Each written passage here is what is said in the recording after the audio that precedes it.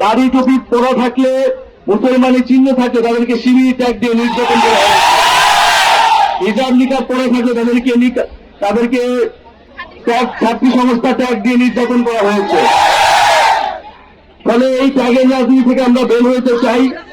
কোন ধরনের ট্যাগই যাতে না চলে, কোন ধরনের রাজনৈতিক ট্যাগ দিয়ে তার প্রতি যাতে রাজনৈতিক হেনস্থা না করা হয়, আমরা এরকম একটা বিশ্ববিদ্যালয় চাই। আমরা চাই বিশ্ববিদ্যালয়গুলোতে গণতান্ত্রিক সহাবস্থান থাকবে, মত প্রকাশের অধিকার থাকবে এবং বাংলাদেশের যে বুদ্ধিভিত্তিক নেতৃত্ব, সাংস্কৃতিক নেতৃত্ব, সামাজিক রাজনৈতিক নেতৃত্ব বিশ্ববিদ্যালয় থেকে গড়ে উঠবে। আরেকটি কথা বলবো যে গণ অভ্যুত্থানের পর আমাদের অনেক আকাঙ্ক্ষা ছিল এবং আমরা বিভিন্ন সময় বলে আসছি যে ছাত্র সংসদ নির্বাচন দিতে হবে, কিন্তু আমরা দেখেছি ঢাকা বিশ্ববিদ্যালয় সহ ইসলামী বিষয়ে কোন বিশ্ববিদ্যালয়ে ছাত্র সংসদ নির্বাচন এখনো কার্যকর হয়নি। তা আমরা আজকের এই জায়গা থেকে একটা দাবি জানাচ্ছি, সংহতি জানাচ্ছি আপনাদের প্রতি যে দ্রুত সময়ের মধ্যে ঢাকা বিশ্ববিদ্যালয় সহ ইসলামী বিশ্ববিদ্যালয় সকল পাবলিক বিশ্ববিদ্যালয় এবং কলেজগুলোতে ছাত্র সংসদ নির্বাচন দেওয়া হোক। আন্দোলন শুরু হয়েছিল, আন্দোলনের নেতৃত্ব হয়েছিল, সেখানে আমরা রাজশাহী বিশ্ববিদ্যালয়ে গিয়েছিলাম, জাহাঙ্গীরনগর বিশ্ববিদ্যালয়ে গিয়েছিলাম। যারা আমাদের আন্দোলনের সময়, গণ অভ্যুত্থানের সময় আমাদের সহযোদ্ধা ছিলেন, তারাই আমাদের মূল শক্তি, মূল অনুপ্রেরণার জায়গা।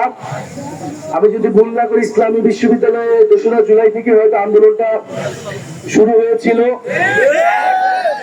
এবং সেই সময় লড়াই প্রতিরোধ, আপনাদের বহু শিক্ষার্থীরা গ্রেফতার হয়েছিলেন, আহত হয়েছিলেন এবং এই ঝিনাইদহ, কুষ্টিয়া, অত্র এলাকায় কুষ্টিয়া ইসলামী বিশ্ববিদ্যালয়ের যে আন্দোলন, সেই আন্দোলন ছড়িয়ে গিয়েছিল, একটা বড় প্রভাব বিস্তার করেছিল। ফলে আমাদের সম্মিলিত প্রচেষ্টায় একটা গণ অভ্যুত্থান আমরা সফল করেছি। নিশ্চয়ই ইসলামী বিশ্ববিদ্যালয়ের সেই প্রতিরোধের, সেই বিদ্রোহের কথা লেখা থাকবে এই গণ অভ্যুত্থানের ইতিহাসে।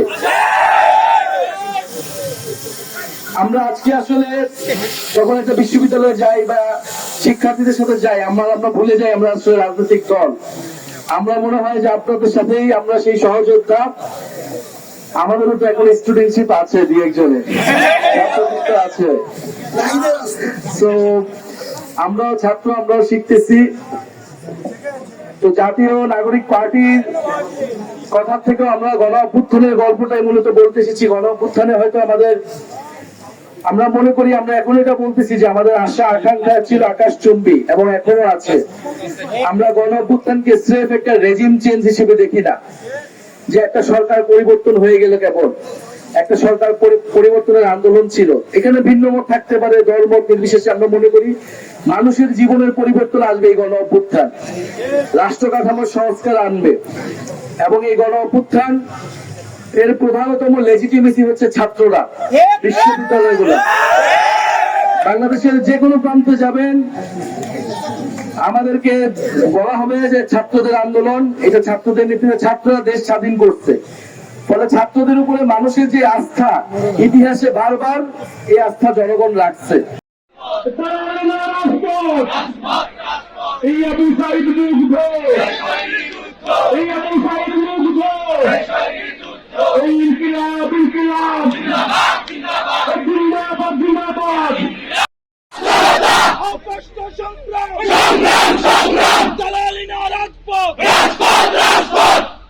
আমাদের বিচার এবং সংস্কারের দরকার আছে,